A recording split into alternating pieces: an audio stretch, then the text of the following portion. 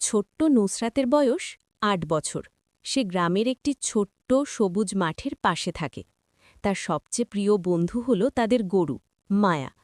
মায়া একদম সাদা, বড় বড় মায়া ভরা চোখ, আর নুসরাতকে দেখলেই হাম্বা করে ডাকে। প্রতিদিন স্কুল থেকে ফিরে নুসরাত প্রথমেই মায়ার কাছে যায়। মায়া, আমি চলে এসেছি। মায়া লেজ নেড়ে কাছে আসে। একদিন সকালে গ্রামের খালপাড়ে খেলতে গিয়ে নুসরাত দেখল পাশের বাড়ির দাদি খুব কষ্ট করে পানি তুলছেন। দাদির হাত কাঁপছে। নুসরাত দৌড়ে বাড়ি এলো।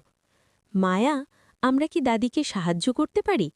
মায়া শান্তভাবে তাকিয়ে রইল, যেন বুঝতে পারছে। নুসরাত একটা ছোট ড্রাম আর দড়ি নিয়ে এলো।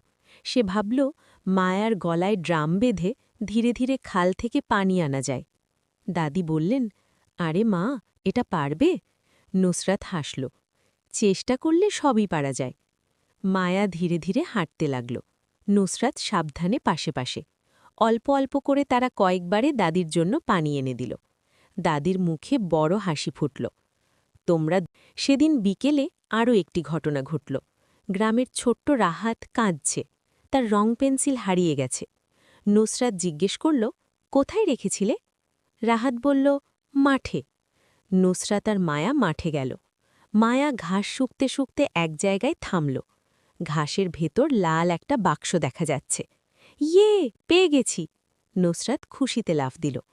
রাহাত খুশিতে বলল, ধন্যবাদ আপু। ধীরে ধীরে গ্রামের সবাই বুঝতে পারল নুসরাত আর মায়া সব সময় সাহায্য করতে ভালোবাসে। কেউ ভারী কিছু তুলতে পারছে না, নুসরাত হাজির। কারো মন খারাপ, মায়া কাছে গিয়ে মাথা ঘষে দেয়। এক সন্ধে গ্রামের চাচা বললেন, নুসরাত, তুমি আমাদের শিখিয়েছ ছোট হলেও বড় কাজ করা যায়। নুসরাত মায়ার গলা জড়িয়ে ধরে বলল, নুসরাত, তুমি আমাদের শিখিয়েছ ছোট হলেও বড় কাজ করা যায়। নুসরাত মায়ার গলা জড়িয়ে ধরে বলল, আমরা তো শুধু সাহায্য করতে ভালোবাসি। সূর্য ডুবে যাচ্ছে। আকাশ কমলা রঙে রাঙা। নুসরাত আর মায়া মাঠে দাঁড়িয়ে আছে। হালকা বাতাস বইছে। সেদিন থেকে গ্রামের সবাই একে অন্যকে একটু বেশি সাহায্য করতে শুরু করল। নৈতিক শিক্ষা: ছোট হলেও মন যদি বড় হয় তাহলে সবাইকে সাহায্য করা যায়, আর সাহায্য করলে পৃথিবী আরও সুন্দর হয়ে ওঠে।